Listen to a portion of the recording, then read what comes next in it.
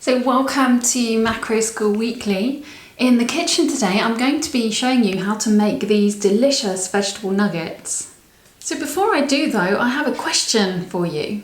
Now, have you ever experienced or suffered from hay fever? Or maybe you know someone else who is suffering.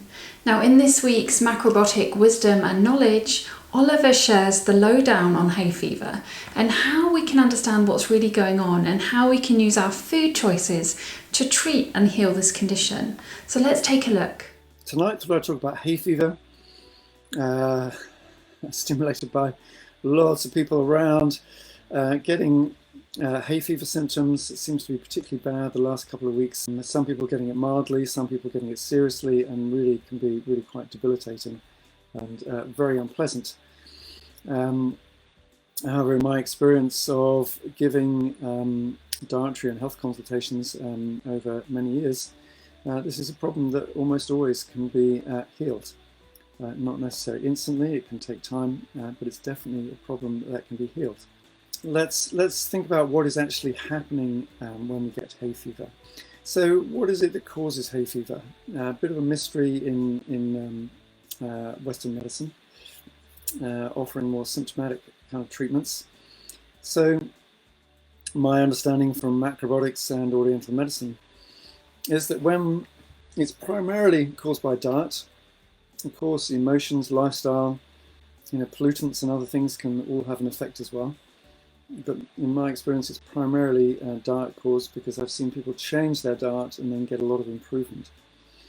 And the main cause are foods which cause the lining of the nose and the sinuses, etc., to swell up, to become more swollen, more waterlogged. When this happens, this membrane, there's a thin membrane protecting the body in the lining of the nose and the mucous, the sinuses, the back of the throat, etc. There's a thin membrane that has to hold out all the bacteria, fungi, dust and everything else in the air in order to protect the body. When this layer becomes swollen, then instead of being a tight barrier that things can't get in, it becomes swollen. This tight barrier is loosened, and then things can get in.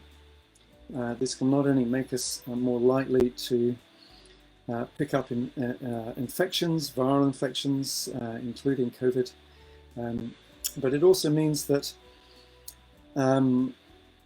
normally non-harmful things can get in, like pollen, different kinds of dust, animal hairs, etc. So they're getting into the body, and then the body then thinks it's being attacked. So it sets up an immune response.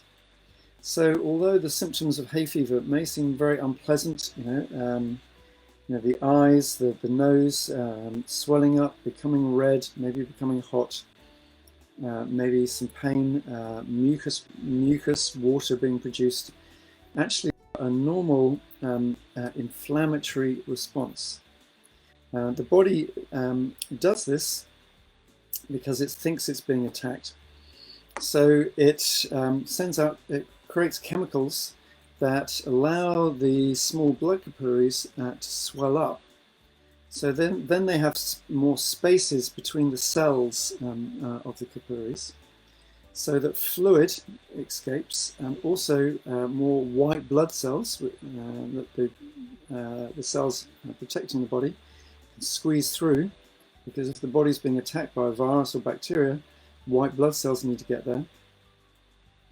And so that part of the body becomes swollen, often redder because there's extra blood, often hot, and will often start exuding some fluid or creating extra mucus.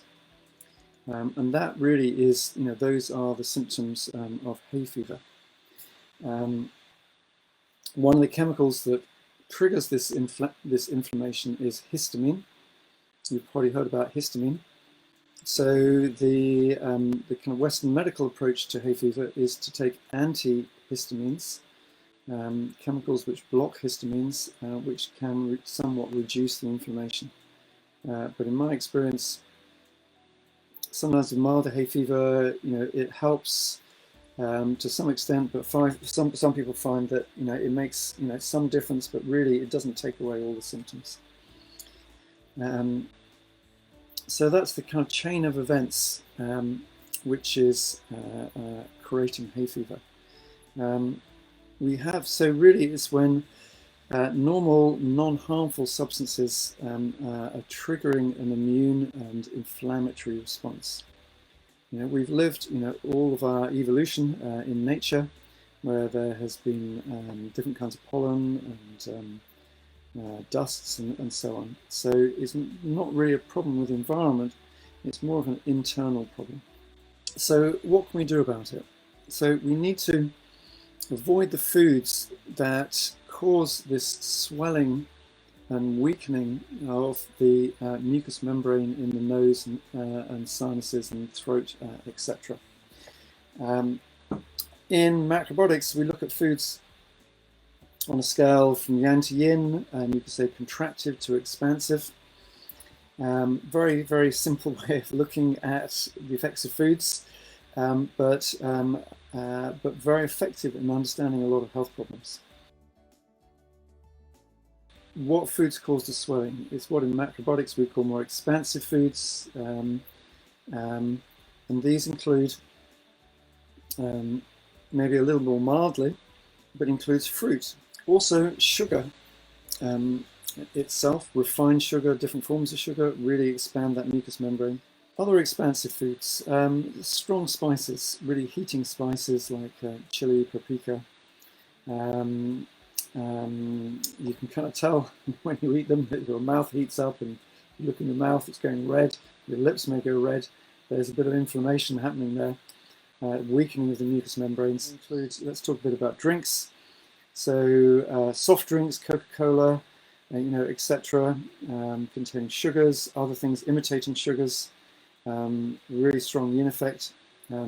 Also caffeinated drinks, whether they're canned drinks or black tea, coffee, also will be expanding that